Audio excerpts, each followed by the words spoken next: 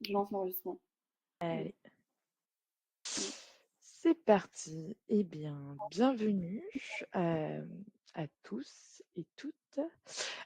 Du coup, l'idée là, c'est de vous présenter un peu le portail RSE pour ceux qui le connaissent ou pas d'ailleurs.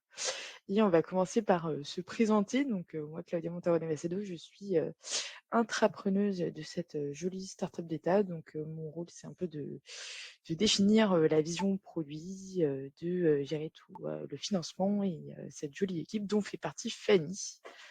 Je laisse la main. Ouais, donc Fanny de l'équipe aussi, et moi j'ai la casquette déploiement qui consiste à faire connaître le portail auprès des entreprises. Et donc, on voulait aussi en savoir un peu plus sur vous. Et donc, on vous propose en petite première animation de scanner le QR code afin qu'on puisse savoir un peu le profil, votre profil, qu'on se fasse une meilleure idée de qui nous avons en face. Donc pour scanner le QR code, il suffit de prendre votre téléphone que vous avez peut-être à portée de main, de scanner avec votre appareil photo, et après automatiquement, moi je vais voir les résultats euh, des, des participants. On fait un décompte de 3, 2, 1, cheese. Tout le monde sort son Ouais, alors téléphone. ça a commencé à bien participer, et écoute, on a pour le moment 60% de personnes qui appartiennent à un cabinet d'audit de comptabilité. Et après, à peu près équivalent des personnes appartenant à des entreprises entre 500 et 1000 salariés, ou alors des personnes entre... ouais, on a... Ah, ça bouge. Mais en gros, une grande majorité de personnes, 40% maintenant, qui appartiennent à un cabinet de conseil ou d'audit. En deuxième position, ensuite, moins de 20% qui appartiennent à plutôt des PME, donc entre 50 et 500 salariés. Et ensuite, 10% qui appartiennent à des entreprises entre 500 et 1000 salariés. Donc des entreprises PME, ETI aussi de plus grosse taille, en tout cas en dessous du seuil des 1000 salariés. Et puis environ 7% qui sont en dessous de 50 collaborateurs, donc a priori moins concernés en tout cas par les réglementations, mais concernés par plein de choses sur le portail. On pourra en parler juste après. Et alors justement, si on commence un peu, on va d'abord vous faire une petite présentation du contexte. Donc nous, dans notre origine, on est effectivement un service public donc issu du ministère de l'économie, plus précisément de la direction générale des entreprises. Et en fait, notre objectif, c'est vraiment d'aider toutes les entreprises à connaître et répondre à ces réglementations RSE. Et en plus, on est sous forme de start-up d'État, je le disais en introduction. Donc l'idée, c'est vraiment d'être en itération avec ces utilisateurs. Et c'est pour ça, typiquement, qu'on vous demande un peu votre profil, parce que nous, ça nous aide déjà à comprendre un peu mieux, effectivement, pour plus cibler sur les réglementations applicables, mais également à comprendre un peu d'où vous venez pour après avoir vos retours en fonction un peu de votre réalité du quotidien.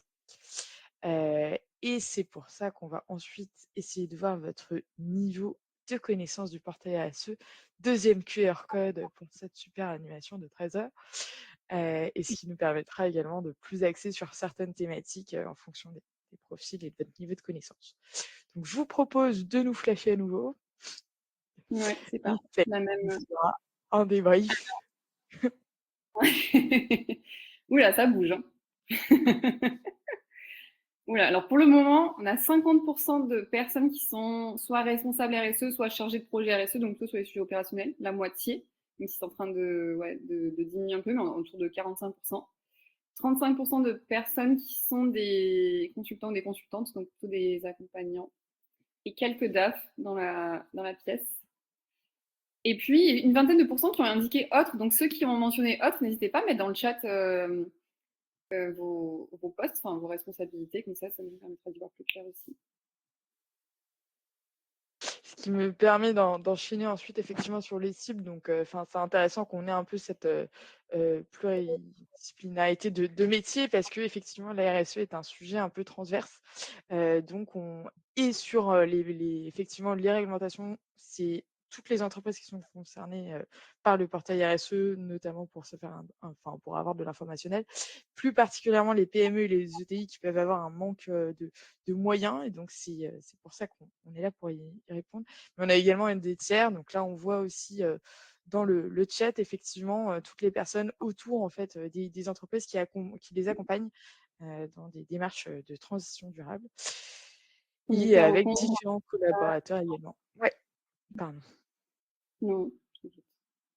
Et ce qui est intéressant aussi, c'est de voir en fait à quel point c'est diffus un peu sur la charge, du reporting extra-financier, où, suivant les organisations, on a plusieurs, personnes, types de personnes qui sont mobilisées. Donc c'est un peu la beauté de la matière, d'avoir quelque chose qui est, transverse à toute l'entreprise. Du coup, nous, juste pour, revenir également, on a été créé, dès, 2023 et donc en fait, on peut voir un peu nos courbes avec nos statistiques. On a de plus en plus, d'entreprises qui font en fait des simulations, pour connaître la réglementation applicable, mais également qui se sont inscrites et qui ont un joli, tableau de bord, pour, piloter directement leur réglementation et du coup, je vois qu'il y avait eu une inversion des QR codes. Et je Effectivement, Grand effectivement. Donc, discours. on va vous demander de maintenant votre niveau de connaissance sur le portail pour adapter peut-être la suite, finalement. Voilà. Mais c'est pas grave, on a vu entre les cibles et le niveau de connaissance. Donc, Et après, donc pareil on va que tout à l'heure, voilà, il suffit de scanner le code. c'est Et le dernier, oula, allez. Oh là ouais, là. c'est le dernier. Il y en a une grande majorité de personnes qui sont au niveau intermédiaire, donc 50% qui ont niveau intermédiaire sur le portail. Et on va dire 40% qui sont vraiment entre niveau 1 et 2, donc c'est-à-dire de niveau 0, ils ne connaissent rien du tout, ou un tout petit peu. Et puis 5% qui connaissent très bien le portail. Et du coup, bah, merci de revenir encore et encore à ce Mmh. genre de session. Et donc on arrive du coup sur le contexte réglementaire qui est mouvant. Globalement, donc nous, effectivement, la philosophie de base, ça a été de se dire qu'il y a de plus en plus de réglementations RSE qui arrivent. Donc, en France, on a été un peu les pionniers, au niveau de l'introduction de ces réglementations avec, dès 2001, la loi sur la nouvelle régulation économique qui, prévoyait déjà une première tentative, en tout cas, d'introduction, au reporting extra-financier avec quelques indicateurs qui étaient publiés, notamment à destination du conseil d'administration.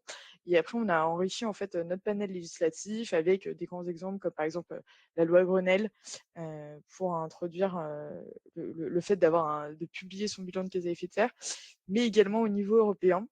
Avec, peut-être que vous connaissez donc la NFRD, Non-Financial Reporting Directive, qui a été transposée en 2017 en France, plus connue sous le nom de la déclaration de performance extra-financière, qui a été revue parce que, justement, on n'arrivait pas forcément à cette fin. Donc, c'est ça qui est aussi intéressant dans ce contexte réglementaire, c'est de voir à quel point on tâtonne, en fait, et on cherche à avoir, ces standards un peu, uniformisés et harmonisés au niveau européen. Donc c'était l'objectif, de la CSRD, Corporate Sustainability Reporting Directive, qui prévoyait, en fait, de mettre un standard, pour toutes les entreprises de 250 salariés, mais qui connaît, actuellement des petits, bouleversements, notamment avec le projet de directive et une loi, omnibus qui est sorti, en avril 2025 là, donc ces derniers mois, semaines même, et qui est en train d'être revu et qui aura pour, conséquence alors l'objectif de la CSRD effectivement, ça a prévoyé 3 seuils, pour, le champ d'application. Donc on avait un bilan total supérieur à 25 millions, un chiffre d'affaires de 50 millions et 250 salariés. Et en fait, sur, ce seuil-là, le projet directive Omnibus élargirait à plus de, 1 000 salariés, donc reviendrait effectivement sur le nombre d'effectifs au sein de l'entreprise. Ensuite, dans la CSRD, on avait, 12 normes ESRS qui avaient été, adoptées.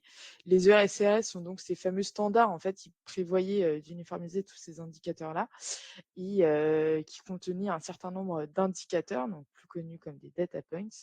Et donc, il y aurait effectivement une révision de ces indicateurs avec un allègement du nombre, de data points. 2e point, 3e point même, sur, le calendrier d'adoption.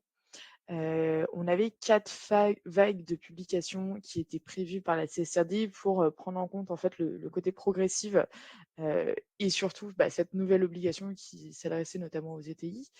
Et donc là, avec effectivement le flou un peu sur, le champ, le nombre de salariés qui vont être, on a eu un report, de 2 ans pour les vagues 2 et 3, donc c'est-à-dire celles qui devaient, publier à partir de 2026 et 2027 sur leur exercice précédent, donc 2025 et 2026 respectivement. Hem, Là, on l'a intégré également, dans notre droit français. C'est pas encore, tout à fait, donc ça a été, voté au Sénat, heu et donc là, on a une petite saisine du Conseil constitutionnel avant d'avoir, effectivement le texte qui est adopté. Mais tout ça, ça fait partie des actualités brûlantes, et des informations qu'on met à disposition sur le portail RSU. Enfin sur la certification, donc l'objectif de la CSRD, c'était également d'avoir, quelque chose qui était à peu près, unifié, au niveau de l'audit, ce qui était pas le cas dans la DPEF. Nous, on l'avait déjà transposé en droit français, d'avoir une certification par, un organisme matière indépendant, mais c'était pas une obligation en tout cas, avant, et ce qui est l'est devenu dans la CSRD, avec un renforcement en fait du contrôle d'assurance qui était de base, limité. Donc est-ce qu'on a bien toutes les informations dans notre rapport de durabilité? Puis raisonnable, donc est-ce que les informations qui sont dans mon rapport de durabilité sont exactes ou pas? Le projet de directive, omnibus est également revenu sur, cet élément-là avec, plus qu'une assurance, limitée, uniquement. Et enfin, un grand changement aussi dans la CSRD, c'était d'avoir une publication, sur un point d'accès, unique européen qui s'appelle, l'ESAP. Et du coup, l'objectif, c'était vraiment d'avoir accès, en fait, à toutes ces données-là au niveau extra-financier pour pouvoir après faire, des choix, d'investissement durable. C'est un élément qui n'est pas nécessairement revu pour le moment, heu, dans le projet de directive omnibus. Ça fait pas mal d'informations. Je pense que je vais voir s'il n'y a pas un petit temps calme, pour, les questions et le temps de digérer, ces informations-là. Je vois que certains sont en train d'écrire. Mais voilà, je sais qu'il y a pas mal, d'incertitudes en tout cas. Oui, je pense pour les diapos, on enverra à toutes les personnes. Ça, il y a pas de sujet. De toute façon, voilà, sur effectivement Omnibus, ça change pas mal en ce moment. Nous, on essaye d'être au maximum à jour. Dès qu'il y a des nouvelles infos, on vous file, notamment de petits articles, mais ça, on vous le montrera un peu plus, dans la démo. Heu et voilà. Et oui, et pour les 1 000 salariés, effectivement, donc là, c'est bien un projet de directive. Donc c'est effectivement ce qui est dit dans l'omnibus, et on va voir, comment c'est transposé, enfin déjà si c'est voté, en trilogue, au niveau de l'Union européenne, puis après transposé en France. Je vais peut-être avancer un petit peu, mais du coup, en fait, dans toute cette logique, en fait, avec, le projet de directive omnibus, certes, on a un seuil qui est revu avec, potentiellement un allégement de 80 du scope initial. En revanche, on a quand même cette problématique, qui est restée, tout au fil du temps, en fait, et c'est ce que je disais là depuis, le fait d'avoir ce cadre, en fait, qui est nécessaire, pour avoir des indicateurs comparables. Et c'est tout l'objectif des VSMI. Donc je crois que tout à l'heure, Fanny, tu disais qu'on avait pas mal de TPE-PME, mais également, pour, les ETI, fraîchement, qui seraient plus ou pas, concernés par la CSRD. Ce qui est intéressant, c'est que, l'EFRAG met quand même à jour, en fait, des indicateurs, plus allégés et qui correspondraient effectivement aux réalités, notamment des TPE-PME, pour avoir des premiers indicateurs que vous pourrez avoir pour piloter votre activité, mais également pour transmettre à, toute votre chaîne de valeur, heu, que ce soit, banque, assurance, qui peuvent avoir, des demandes elles-mêmes pour répondre à des questions réglementaires, ou alors, à vos donneurs d'ordre qui soit effectivement répondent, eux également à des réglementations, soit en ont besoin pour, par exemple, des appels d'offres ou ce genre de choses. Et donc en fait, là, on a ces normes qui sont sorties, donc j'insiste bien sur le côté qu'elles sont volontaires, avec, 2 modules un peu, hein. Le premier de base, effectivement, qui vous permet de vous donner des indications, et qui couvre les différentes thématiques là qu'on peut voir, en bas à gauche, et qui permettent en fait d'avoir une première vision sur, le pilotage de votre activité, et ensuite un deuxième module qui va un peu plus loin sur les indicateurs, et qui pour le coup s'adresse plutôt à ce que je disais dans le deuxième cas d'étude de, banques, investisseurs, donneurs d'ordre, qui auraient effectivement des demandes complémentaires, hem, auprès des TPE-PME. Voilà. Donc là, en fait, les VSMI sont sortis, définitivement en décembre 2024. Ce qu'on attend, c'est effectivement, bah, tout le template, donc Excel, en fait, qui va permettre de remplir directement ces indicateurs-là. Nous, on a pour objectif dans le portail RSE de les intégrer, mais je spoil un peu, pour ce qui va se passer juste après. Voilà. Tac, tac, tac. Est-ce qu'on a des questions en attendant? Non, pas spécialement sur les VSMI. Pas plus que ça. Et donc, fort de tout ce panorama que je viens de présenter, donc nous, on a fait effectivement le constat qu'on a plus de 60 000 entreprises, qui sont concernées par des obligations réglementaires, en France, avec, donc cette évolution permanente, hein, on le voit bien en ce moment, du paysage réglementaire. Et donc, on a un besoin effectivement de la part des entreprises qui a été exprimé, d'avoir une meilleure connaissance de ces réglementations-là et d'avoir, des outils, facilement, identifiables et gratuits pour se mettre, en conformité. Et c'est, dans cette logique-là qu'est né, ce fameux portail RSE avec, vraiment pour objectif d'avoir, cette même interface pour avoir, toute la pédagogie, mais également de la compréhension et des outils en fait fonctionnels, pour se mettre, en conformité. Et donc le choix s'est porté vers une start-up d'État. Donc, ce qui est vraiment intéressant, ce que je disais en introduction, c'est vraiment le concept de co-construction, et d'avoir cette méthodologie agile. Donc en fait, vous allez voir, dans le nom qu'on est en mode bêta et souvent on peut avoir la question de: «Mais quand est-ce qu'il est fini ce fameux portail RSE?» Et en fait, nous, c'est pas notre dynamique, c'est vraiment de sonder, au quotidien en fait, des entreprises, d'avoir leur retour et de voir comment on peut améliorer et avoir de plus en plus de fonctionnalités pour répondre au maximum à vos besoins. Et donc, Fanny va maintenant nous parler plus en détail de ce portail RSE. Oui, Claudia, peut-être avant que je commence, il y a une question de Chelsea qui demande si tu peux répéter la différence entre le modèle de base et le modèle narratif pour les VSMI. Mmh. En Ouais, pardon. Alors, en fait, tac, je suis retournée sur la slide. En fait, on va avoir un premier module qui va être ici, donc avec des informations générales, certains indicateurs et cetera, et après donc le module qui va être complémentaire et qui rajoute en fait, d'autres indicateurs en plus. Donc par exemple, voilà, si je sais pas, je prends au hasard, sur, le ratio de rémunération entre, les hommes et les femmes, qui est pas forcément demandé dans le premier module. Donc en fait, c'est pour aller d'un niveau encore plus loin, à savoir que dans le modèle, compréhensif, pour le coup, c'est beaucoup de oui/non questions aussi. Hem Et en fait, c'est juste qu'on a un premier module qui donne une première vision, surtout pour piloter son activité avec des indicateurs un peu simples, mais un deuxième module qui est un peu plus complet, en fait, et avec, cette volonté de s'adresser plutôt à soit des donneurs soit des banques, des investisseurs qui, comme je le disais précédemment, ont besoin soit de ces informations pour, par exemple, faire des choix, que ce soit en termes d'investissement durable, que ce soit pour répondre à des appels d'offres, ce genre de choses, ou alors parce qu'eux-mêmes ont des propres obligations, par exemple la SFDR, pour les banques assurances, heu et donc ils ont besoin en fait d'avoir accès à un certain nombre, d'informations de la part des entreprises qui sont dans leur portefeuille. Et hem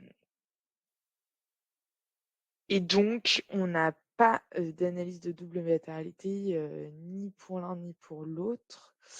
Ça avait été effectivement évoqué dans la première version, hein. Il faut savoir que les VSMI, ils ont fait l'objet d'itérations, et donc il y a eu toute une phase, effectivement de test, par les FRAC, de consultation auprès des différentes entreprises et notamment au vu du coup, en fait, on a enlevé ce principe, d'analyse de double matérialité. Pour autant, il reste intéressant en termes stratégiques, hein, pour votre entreprise. Et on va également mettre, en place des petites ressources par rapport à ça, mais pareil. Oui, effectivement, complémentaire au narratif. Narratif, c'était la première traduction et maintenant on parle de complémentaire, effectivement. Oui, je vois que les VCMI, ça fait parler. Et Alice Garot aussi qui a posé une question sur comment convaincre les entreprises de 2000 salariés, par exemple, qui sont assujettis à la CSRD en 2028, mais qui ont peur de transmettre leurs données sur la plateforme. Alors, il y a des éléments qui peuvent permettre de convaincre les entreprises. C'est déjà la sécurité des données, à savoir que les données qui sont stockées sur le portail sont sécurisées, sont stockées en France. Et ensuite, surtout que le portail est une ressource gratuite qui est mise à disposition des entreprises et qui a vocation à faciliter, accélérer toutes les démarches de mise en conformité. Donc ça, c'est des arguments qui peuvent vous aider à embarquer les entreprises sur ce service public, même si évidemment c'est une démarche qui est volontaire. Le portail RSE, c'est une ressource qui est mise à disposition des entreprises. C'est en aucun cas une obligation supplémentaire. Ce qui est obligatoire, c'est toutes les réglementations référencées sur le portail. Et après, le portail, ça crée des ressources en espace gratuit pour faciliter les démarches pour les entreprises qui sont libres de choisir de développer des outils en interne, d'avoir recours à des solutions du marché, etc. etc. À savoir qu'on a également, tout un article qui est dédié à la gestion, effectivement des données, dans la foire aux questions. Voilà. Je vois que En l'heure tout cas, tourne, Fanny. En tout cas, nous, l'objectif du portail RSE, c'est de proposer un chemin unique aux entreprises pour leur permettre de connaître et aussi de répondre à leurs obligations en matière de RSE. Donc, le premier objectif pour leur permettre de connaître leurs obligations, c'est de les informer, donc de mieux les informer. On a fait le constat assez rapidement dans notre démarche de construction de services publics que le premier obstacle à la mise en conformité, c'était le manque d'accès à la connaissance. Au sens, soit les entreprises, enfin certaines entreprises ne savent pas qu'elles sont concernées par telle ou telle réglementation, ou alors elles ne savent pas comment faire pour se mettre en conformité, ou encore même sur quelle plateforme de l'État renseigner les informations, etc. Donc l'idée, nous, c'est vraiment de permettre de mieux informer les entreprises de façon à ce qu'elles identifient plus facilement les réglementations en matière de RSE qui les concernent. Et je vous montrerai comment faire tout à l'heure, même si il y a 60% des entreprises qui connaissent déjà un petit peu le portail RSE, donc il y aura peut-être des redites. Et je veux bien, Claudia, juste qu'on tu reviennes dans la slide précédente, notre deuxième objectif, c'est d'aider à la mise en conformité en vous permettant de remplir des déclarations soit directement sur le portail ou soit sur des sites de ministères adéquats, que je vous présenterai aussi juste après. Et à plus long terme, on œuvre aussi pour faciliter le remplissage, faciliter la mise en conformité, avec notamment des travaux sur l'intelligence artificielle, ou alors des travaux aussi sur la cartographie des données qui sont disponibles dans l'administration, de façon à voir comment nous, on peut les récupérer et voir les pré-remplir dans vos espaces entreprises. Et là, on est bon, tu peux passer à la suite. Donc le portail RSE, Claudia en parlait, c'est un service public qui est en évolution permanente, qui est en mouvance. Donc on va faire déjà l'état des lieux de ce qui est disponible aujourd'hui et de ce qui existe. Donc ce qui existe, c'est déjà des fiches pédagogiques, des fiches réglementaires pédagogiques qui sont au nombre de 9, donc des 9 réglementations référencées sur le portail, et qui permettent d'avoir une vision rapide de ce qu'est la réglementation. Donc c'est vraiment à chaque fois une synthèse, une vulgarisation réglementation. Et puis ensuite, pour chacune de ces réglementations, on vous renvoie vers les textes législatifs correspondants. Ça vous permet aussi que l'information soit centralisée au même endroit et que vous n'ayez pas à creuser sur le site de la Commission européenne ou sur le site de tel ou tel ministère. Et puis aussi, sur chacune de ces fiches, vous pouvez être envoyé vers les sites ministériels pour avoir plus d'informations sur telle ou telle réglementation, puisque chacune des réglementations référencées sont parfois rattachées à différents ministères. D'où la volonté, la nécessité de centraliser tout dans un seul et même espace. Et puis, la deuxième ressource qui est mise à disposition pour aider les entreprises à s'informer, c'est l'espace simulation. L'espace simulation, il permet rapidement, donc on estime nous à 30 secondes, de voir une première estimation des réglementations qui concernent votre entreprise avec quelques éléments clés qui vont vous être demandés, comme le SIREN, le bilan de votre entreprise, le chiffre d'affaires, les effectifs, etc. Et c'est une première estimation, on estime qu'elle est exacte à 95%, donc 95% des cas. Et pour avoir plus de précision, dans ce cas, il faut s'inscrire. Et lorsque vous vous inscrivez, vous accédez au tableau de bord qui est personnalisé, qui vous permet de retrouver de nouveau la liste des réglementations qui concernent votre entreprise, de voir le statut de mise en conformité pour chacune d'elles, et aussi d'être redirigé vers les sites ministériels lorsqu'il existe des sites ministériels qui permettent de se mettre en conformité. Et puis, dans ce tableau de bord, vous pouvez aussi déclarer les indicateurs de la BDESE, mais ça, je propose qu'on bascule directement sur le portail pour que je vous montre en direct comment c'est fait. Donc, je reprenne la main sur le partage. Il nous dit voilà. Est-ce que vous voyez bien mon écran? Ça arrive, ça arrive.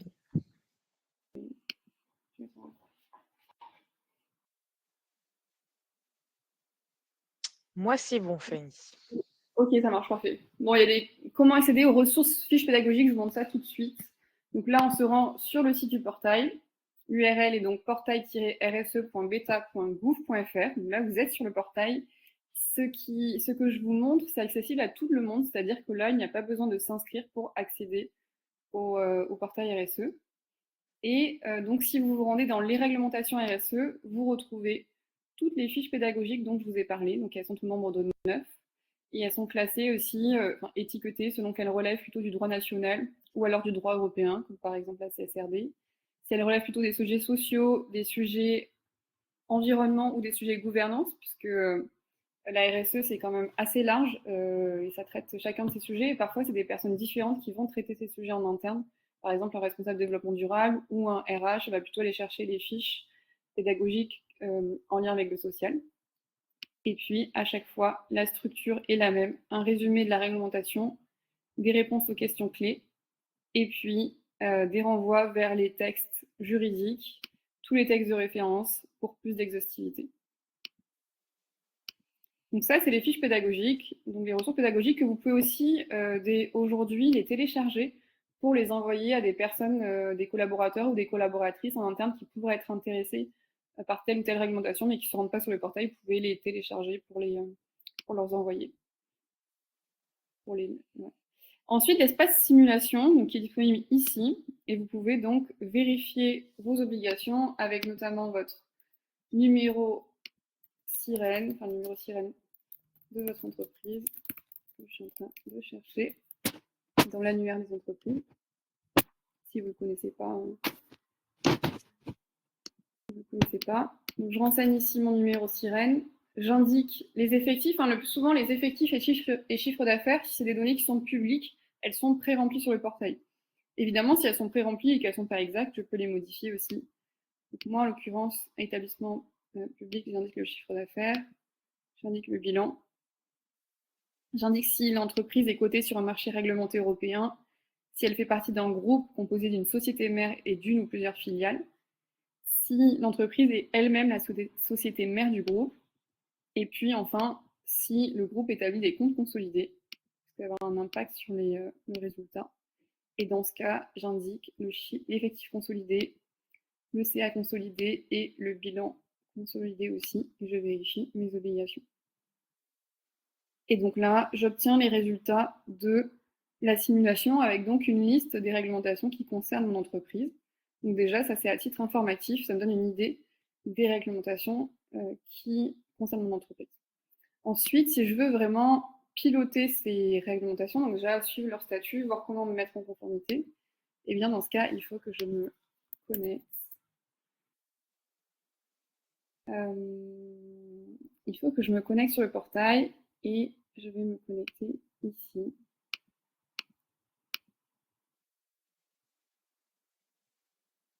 Et là, je peux me rendre donc dans mon tableau de bord où je retrouve la liste des réglementations qui concernent mon entreprise. Et je vois qu'elles sont classées par statut. Donc j'ai celles qui sont à mettre à jour, celles qui sont en cours de mise à jour, et puis les autres. Donc celles qui sont à jour, qui sont à mettre à jour, donc notamment pour l'index d'égalité professionnelle, bilan de gaz à effet de serre et aussi l'audit énergétique, on est interconnecté, le portail est interconnecté avec les plateformes nationales. C'est-à-dire que chacune de ces réglementations, il existe un outil de l'État, un outil d'un ministère. Donc par exemple pour EGAPRO, c'est un outil du ministère du Travail. Pour bilan de gaz à effet de serre, c'est un outil du ministère de la Transition écologique, plus précisément de l'ADEME. Idem pour l'audit énergétique. Donc dans ce cas, nous, on est interconnecté avec ces outils dans lesquels vous pouvez déclarer les informations demandées dans le cadre de chacune de ces réglementations.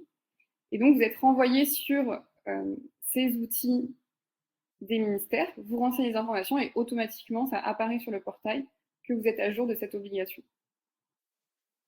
Il y a des réglementations comme la BDESE, qui est la base de données économiques, sociales et environnementales, pour lesquelles il n'existait pas d'outils d'aucun ministère pour aider les entreprises à se mettre en conformité avec cette réglementation.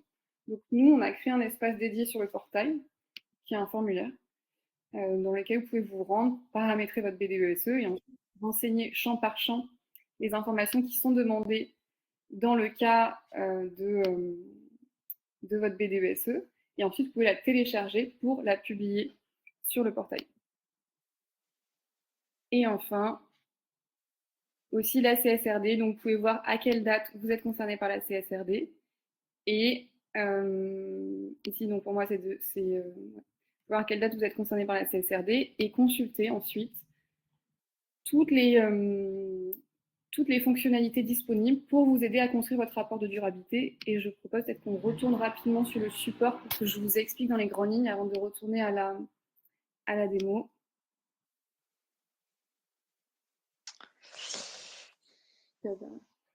Ouais.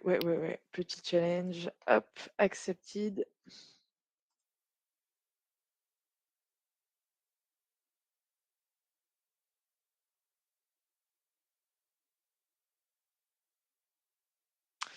Hop là.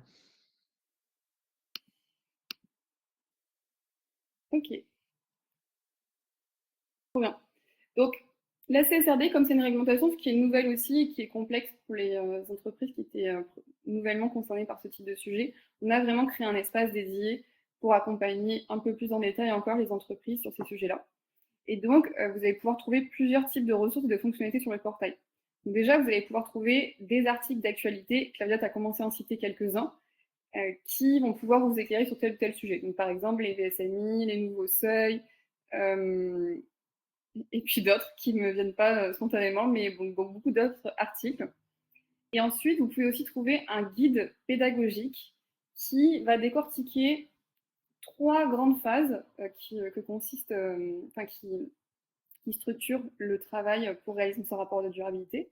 Et chacune de ces phases vont être vraiment détaillées et ce guide va vous permettre d'être pris par la main et de vous expliquer étape par étape ce que vous devez faire pour réaliser un rapport de durabilité. Je vais vous montrer où est-ce qu'il est et comment il se structure juste après. Donc ça, c'est vraiment, cette deuxième ressource, c'est toujours de la pédagogie, donc c'est de l'explication, de la vulgarisation, etc.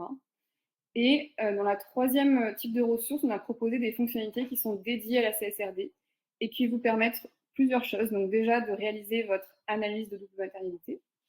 Ensuite aussi d'identifier les données à collecter, de vous aider dans la réalisation de l'analyse d'écart et de publier votre rapport de durabilité. Et je vais reprendre la main pour vous montrer comment ça s'organise aussi sur le portail. Hop là.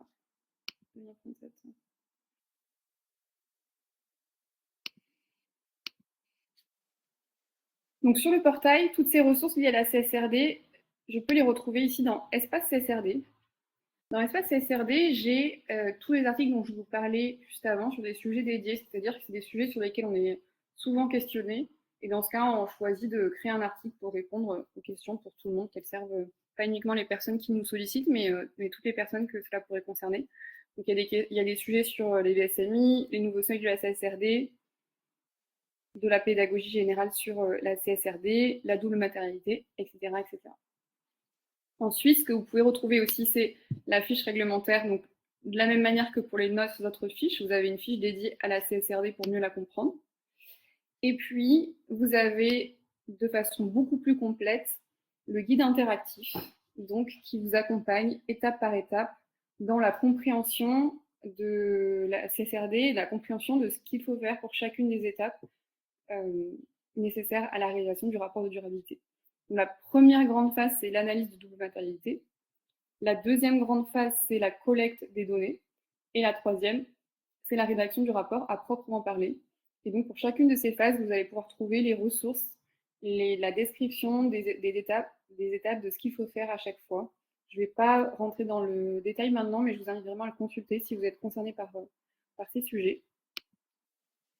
Que vous pouvez retrouver ici aussi. Ouais. Peut-être juste pour dire, ouais, il y a aussi, pas mal de vidéos explicatives de chacune des étapes et du coup, bah, notamment, par exemple, pour l'analyse de double matérialité, il peut y avoir, beaucoup de questions et on peut se demander, comment, en fait, en parler autour, au sein de son entreprise. Donc c'est vraiment des vidéos de 2 minutes, pour comprendre, clé en main et qui permet un peu de diffuser également, bah, c'est quoi la CSRD? On a toujours un peu l'impression d'être face à une montagne, mais l'idée, c'est vraiment d'être le plus synthétique possible et que ce soit accessible à tout le monde. Voilà. Les vidéos, elles sont soit intégrées dans les articles quand ça s'y prête, ou sinon vous pouvez les retrouver sur notre page YouTube aussi. Chacun de ces tutos. Ensuite, donc, vous pouvez retrouver aussi ici les premiers rapports de durabilité directement. Donc, c'est-à-dire que depuis le début d'année, beaucoup d'entreprises commencent à publier leurs rapports sur l'exercice de l'année 2024, donc les rapports de durabilité 2024. Et vous pouvez les retrouver ici, ils sont centralisés sur le portail. Ce qui est intéressant, c'est que ça permet de voir la mise en application, comment chacune des entreprises s'est emparée du sujet CSRD et l'a retranscrit dans son rapport de durabilité. Parfois, il y a des méthodologies qui peuvent être un petit peu différentes d'une entreprise à l'autre, donc c'est aussi intéressant de voir les différentes pratiques de la part des grands groupes qui sont donc les premiers à s'être prêtés à l'exercice. Et d'ailleurs, si Et vous êtes un grand groupe et que vous voulez qu'on intègre également votre rapport de durabilité, n'hésitez pas du tout à nous le faire savoir. Comme ça permet d'avoir d'autres exemples et d'enrichir au maximum. Tous les rapports là qui ont été émis, c'était avec le consentement des entreprises qui souhaitaient justement en fait donner de la ressource pour permettre aux autres entreprises de voir un peu ce que ça veut dire de faire ce fameux rapport de durabilité. Et il pour y les a volontaires, ouais, on espère qu'on aura ces cas d'usage un peu similaires, ouais. Et puis, l'espace, enfin, vraiment, la possibilité de personnaliser la CSRD depuis son tableau de bord, donc ce qui m'amène à retourner sur mon tableau de bord. Enfin, si je clique, j'arrive directement sur mon tableau de bord. Et je vais ici reprendre l'actualisation de mon rapport. Je retrouve ici les 3 mêmes phases du guide interactif, donc analyser la double matérialité, collecter les données et rédiger le rapport. J'ai aussi une intro si besoin de me remettre dans le bain et un renvoi systématique vers le guide interactif. Mais là, je suis plus sur la pédagogie. Là, je suis vraiment sur les fonctionnalités pour concrètement avancer vers la réalisation du rapport de durabilité. Donc là, je suis dans la première phase qui est l'analyse de double matérialité qui se décortique en plusieurs étapes. Donc d'abord, je vais commencer par identifier la liste des enjeux de durabilité qui concernent mon entreprise. Et ensuite, je vais définir le caractère matériel ou non de chacun de ces enjeux de durabilité. Donc, pour sélectionner les enjeux de durabilité qui concernent mon entreprise, je me rends dans les ESRS de la CSRD qui sont référencés, enfin qui sont renseignés ici, selon qu'ils relèvent de l'environnement, du social ou de la gouvernance. Donc, je pense que pour beaucoup d'entre vous, vous connaissez déjà ces ESRS. Vous rendez dans chacun des enjeux de durabilité. Et ici, il s'agit de décocher, donc moi par exemple, j'ai déjà fait, mais de décocher les enjeux de durabilité qui ne vont pas concerner votre entreprise. Si besoin, si vous souhaitez rajouter un enjeu qui n'est pas proposé dans les ESRS de la CSRD, donc ça va être le cas par exemple pour des secteurs d'activité spécifiques comme l'industrie de la chimie, l'industrie pharmaceutique. Enfin, il y a plusieurs industries qui vont avoir des enjeux vraiment spécifiques à leur secteur d'activité qui peuvent peut-être ne pas apparaître dans les ESRS. Donc dans ce cas, vous pouvez les renseigner manuellement ici et cliquer sur Valider. Vous pouvez aussi, si besoin, vous inspirer de standards internationaux pour ajouter certains enjeux. Et vous retrouvez ici la liste des enjeux qui sont à analyser, de nouveau classés selon qui relèvent de l'environnement, du social et de la gouvernance. Et vous pouvez aussi retrouver la liste des enjeux qui ont été exclus. J'enregistre et je marque comme terminé, ce qui me permet de passer à la deuxième étape qui consiste à définir le caractère matériel ou non de chacun des enjeux de durabilité. Je retrouve les mêmes enjeux et je vois ceux qui sont à analyser. Donc ici, je les ai tous déjà analysés, mais on va regarder ensemble comment ça se passe. C'est qu'ici, j'indique le caractère matériel ou non pour chacun des enjeux de durabilité. Donc évidemment, là, c'est le résultat final qui consiste à indiquer le caractère matériel ou non. Avant, il y a un travail d'analyse préalable qui s'appelle la cotation des enjeux de durabilité ou la cotation des IRO, donc impact, risque, opportunité, où il va s'agir vraiment d'aller noter de manière graduelle chacun des enjeux de durabilité en fonction de son impact sur l'environnement ou de son impact sur l'activité économique de l'entreprise. Ici, pour savoir comment faire, on vous renvoie vers l'étape dédiée dans le guide interactif. Vous allez pouvoir trouver la pédagogie sur comment faire pour faire de la cotation des impacts, risques, opportunités. Et il faut savoir aussi que ces ressources disponibles, on est en train de les compléter pour vous accompagner encore plus et encore mieux dans cet exercice vraiment de cotation de chacun des enjeux avec la définition d'échelle, la définition de seuil de matérialité, etc., etc. J'enregistre et je marque comme terminé, ce qui me permet de passer à la deuxième étape, qui est vraiment la collecte des données de mon entreprise. Et ici, je retrouve les données, donc les exigences de publication de matériel, donc c'est-à-dire les données que mon entreprise va devoir collecter et renseigner dans le rapport de durabilité, étant donné des enjeux qui ont été définis comme matériels, c'est-à-dire importants pour l'entreprise. Et de la même manière, je peux télécharger aussi les points de données qui sont non matériels et justifier de pourquoi ils sont non matériels. Ensuite, on a mis à disposition une ressource, donc qui est un algorithme d'intelligence artificielle qui va permettre de vous aider dans la réalisation de l'analyse d'écart, c'est-à-dire que vous allez pouvoir renseigner les documents de durabilité dont vous disposez déjà, les uploader dans le rapport. Ça va charger. Ici, je vais pouvoir voir ensuite, enfin, demander d'analyser le document et voir ici, par exemple, que mon document a été traité. Et dans les résultats de l'analyse, je vais retrouver le nombre de documents qui a été analysé, le nombre de phrases pertinentes. Donc ici, on est vraiment sur des données qui sont qualitatives, ce pas des données quantitatives qui sont analysées et sélectionnées. Et le nombre de SRS auxquels il correspond. Donc c'est-à-dire que pour chacun des ESRS, je vais pouvoir retrouver les phrases, c'est-à-dire les informations qualitatives de mes différents documents de durabilité. Et ça va m'aider en fait dans la construction de mon analyse d'écart qui consiste à faire le point entre les données dont je dispose déjà versus celles qui me restent à collecter dans le cadre de cet exercice. Je passe dans les grandes lignes cette nouvelle fonctionnalité d'intelligence artificielle parce qu'on va vraiment faire un point dédié le 28 avril pour vous expliquer à la fois les coulisses de comment on a construit cette fonctionnalité, comment s'en servir, quels sont nos projets aussi avec cet algorithme d'intelligence artificielle, etc. Et ensuite, dernière étape, on a la possibilité de rédiger son rapport de durabilité, de publier son rapport ici, ce qui ensuite permet de mettre à jour dans le tableau de bord votre rapport CSRD qui passera dans à jour, catégorie qu'on ne voit pas encore parce que je n'ai aucune réglementation à jour, mais il y a effectivement ensuite une rubrique à jour qui est teintée de vert. Vous savez à peu près tout ce qu'il y a de disponible aujourd'hui sur le portail. Peut-être qu'on peut faire aussi une pause pour répondre aux questions s'il y en a. Je suis en train de regarder. Ok, très bien. Veolia qui nous donne l'autorisation. Pour les enjeux sectoriels, pour le moment, effectivement, vous avez des renvois, donc ce que disait Fanny tout à l'heure, aux standards internationaux.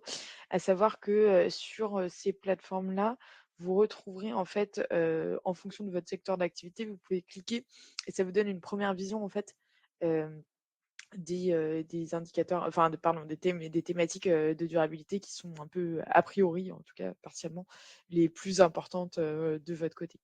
Après, nous, directement sur le portail RSE, pour le moment, on n'a pas autant, on se pose la question effectivement de typiquement la pertinence d'aller beaucoup plus loin et au niveau sectoriel. Est-ce que c'est une priorité ou pas? Donc, si jamais vous avez des retours à nous faire là-dessus, vous êtes les bienvenus.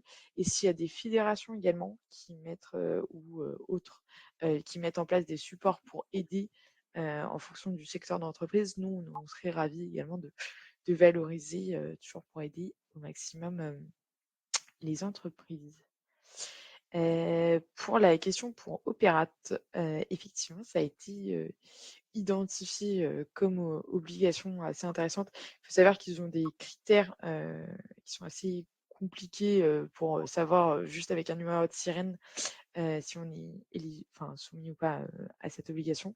Et donc, c'est une possibilité en tout cas pour le coup de s'interfacer avec eux, mais on y reviendra juste après peut-être sur les futures fonctionnalités.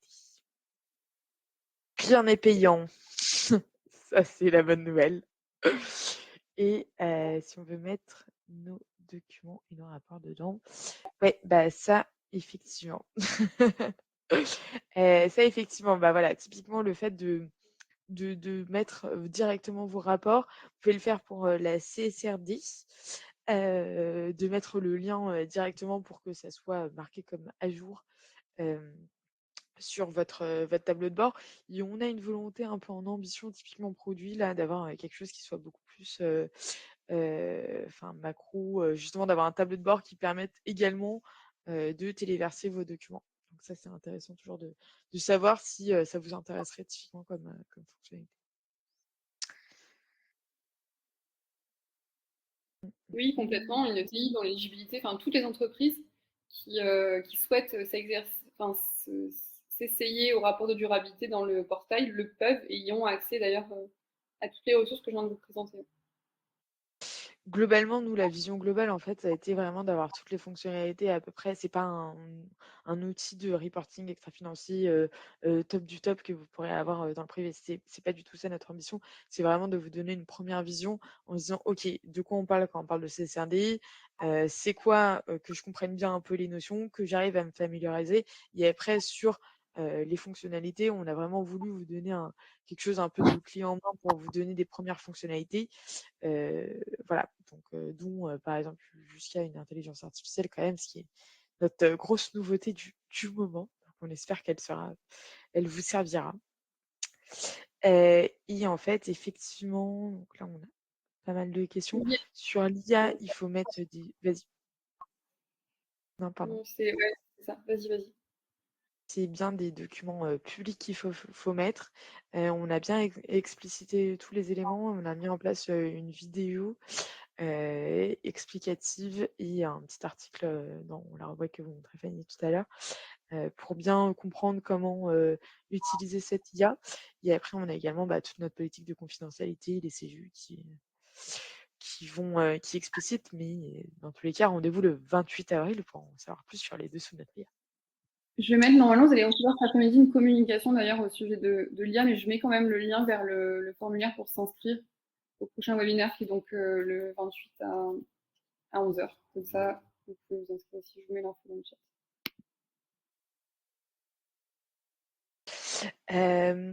Je prends juste une dernière question et après je mets les nouvelles, fonctionnalités aussi. Pour, Sandra, concernant les données, d'Index Ega Pro, effectivement, elles sont toutes, publiques, hein, ces données-là. Donc, là, vous avez un renvoi directement du portail RSE vers, la plateforme nationale Ega Pro et donc après, vous pouvez chercher directement sur leur site, le niveau, en fait, d'index, enfin, score qu'a obtenu chacune des entreprises. Tout ça, c'est en open data. Et VSMI, j'y viens. Je pense que l'heure est venue de parler des nouvelles, fonctionnalités. Je vais reprendre là. Je te reship, hop.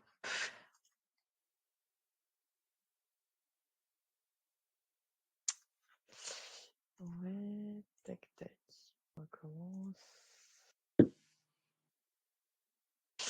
Voilà, donc sur l'avenir, donc en fait, Fanny en parlait, tout à l'heure effectivement sur, l'analyse de double matérialité. Hem En fait, on a effectivement fourni une première version un peu de sélection des enjeux pour un peu les connaître et se familiariser avec et avoir sa propre liste. Et après, on a un dernier maillon qui est: est-ce que ça a été matériel ou non? Entre-temps, on a, un maillon qui manque parce qu'il est fait en externe au sein de votre entreprise. Et donc nous, notre volonté, c'est vous donner vraiment les supports pour pouvoir animer directement auprès de vos parties prenantes, qu'elles soient externes ou internes, une aide en fait pour pouvoir, bah, coter, ces enjeux de durabilité et d'avoir toutes les clés en main pour, savoir, bah, comment on identifie ces parties prenantes, qu'est-ce qu'on peut faire, pour, leur parler directement. Parce que voilà, il faut savoir que pour la méthode, en tout cas sur la cotation, on n'a absolument pas, de méthode qui est obligatoire et c'est vraiment, volontaire. Donc nous, on s'est basé essentiellement sur celle de l'EFRAG, hein, qui était, proposée dans leur guide, d'implémentation. Mais également, bah, typiquement, le fait d'avoir les rapports de durabilité, on a regardé effectivement comment les entreprises, faisaient pour prendre un peu le meilleur de chaque monde. Donc ce sera juste, une initiation et reste à vous, de après vous saisir ou pas de ces supports-là. Et qui seront testés également. Donc, si vous êtes intéressés aussi pour les recevoir, on espère vous les envoyer bientôt. Et enfin sur les VSMI, on a de plus en plus, de questions aussi dans le chat. Là, en fait, nous, ce qu'on attendait, c'est vraiment le template, en digital. Donc ça, c'est les Fray qui a la plume et qui, devrait le faire, là, prochainement. Et dès qu'en fait, donc la version définitive qui sortira en juin, sera prête, nous, notre objectif, c'est vraiment d'intégrer directement ces indicateurs-là pour aller un peu, bah, comme au titre de la B2SE, que Fanny vous a montré tout à l'heure, de pouvoir compléter là ces indicateurs et d'avoir effectivement un outil en fait, qui sera gratuit et pour inscrire, tous ces indicateurs-là. Donc voilà, l'importance, des VSMI est assez c'est crucial quand même, hein. On voit ici certains éléments pour, avoir effectivement une vision efficace, en développement durable et bien anticiper les risques aussi et répondre à ces donneurs d'ordre, j'en parlais en introduction. Donc voilà, nous, c'est vraiment le but, c'est de soutenir, bah, toujours les TPE-PME, et également les ETI si elles ne sont plus, soumises, par la CSRD, donc d'avoir des ressources, et tout est accessible par tout le monde évidemment de façon gratuite. Voilà et on a eu une question tout à l'heure sur Opérette. Effectivement, c'est intéressant de voir ça. Nous, notre objectif, c'est d'être, peut-être demain, au plus proche, au plus exhaustif, possible, heu, des réglementations RSE qu'on pourrait intégrer dans l'outil directement et donc en fait, si vous avez des besoins vous avez envie qu'on rajoute, que ce soit de façon très simple, d'abord une fiche pédagogique, sur le portail, bah, ça, c'est des choses où il y a pas de problème et donc pour ça, bah, il suffit de nous contacter, de nous le faire savoir et après, bah, on va réfléchir effectivement pour voir, dans quelle mesure c'est possible, de les intégrer et tout ça, ce qui nous permet de voir, bah, les contacts utiles pour ce faire. Donc vous avez l'adresse mail là que vous retrouvez, juste en bas. On a également tout un espace, de frein à questions qui recense, bah, la plupart des questions. Donc là, j'ai envoyé sur, sur l'IA, sur, les politiques de confidentialité. Si vous êtes un consultant ou une personne qui accompagne une entreprise, comment faire pour se saisir du portail RSE? Voilà, ça, c'est des éléments auxquels on a répondu directement dans la FAQ.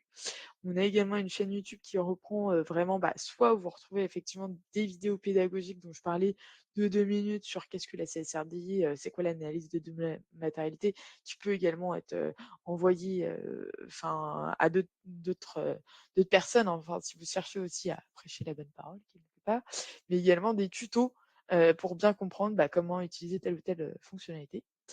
Et après, on a une infolettre où, vous recevrez, bah, toutes les nouveautés, produits, les actualités réglementaires et une page LinkedIn aussi où on essaye d'être, assez vif pour vous partager, les nouveautés, surtout dans ce contexte qu'on connaît aujourd'hui.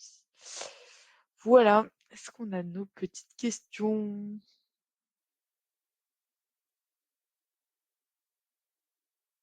Et on arrive en plus, on a été pas mal sur le délai, tu me diras. Le webinaire sera-t-il diffusé? Oui, c'est possible que l'enregistrement soit publié sur notre chaîne YouTube et qu'on vous fasse un mail avec le lien là-dessus de votre participation.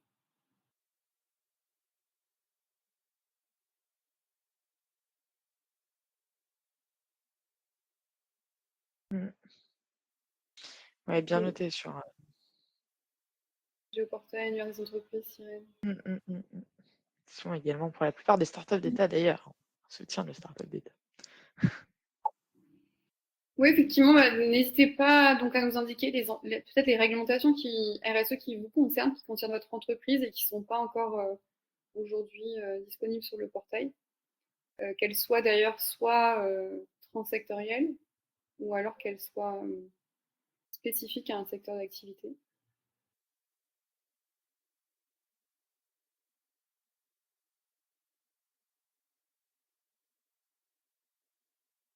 Qui me servent pour embarquer nos fournisseurs clients. Effectivement, il y a aussi un rôle de la part des entreprises, notamment des grands groupes, à embarquer leur chaîne de valeur sur ces sujets-là, sur les sujets RSE, et le portail est très régulièrement utilisé pour ça, de la part des grands groupes, enfin des plus grandes entreprises, comme un levier en fait pour embarquer les entreprises de la chaîne de valeur sur les sujets RSE. Merci Patricia pour nous donner l'occasion d'en parler. Un petit trade des chefs, Fanny. Ok. GREP, filière REP.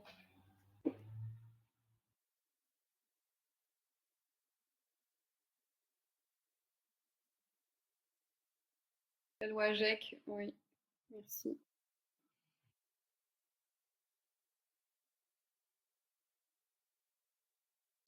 Bon, bah, de toute façon, vous avez un peu, nos contacts, hein, n'hésitez pas, hein, surtout à si vous avez des questions qui vous viennent après, voilà, on reste évidemment, disponible et puis on espère, vous revoir dans l'aventure, Portail RSE.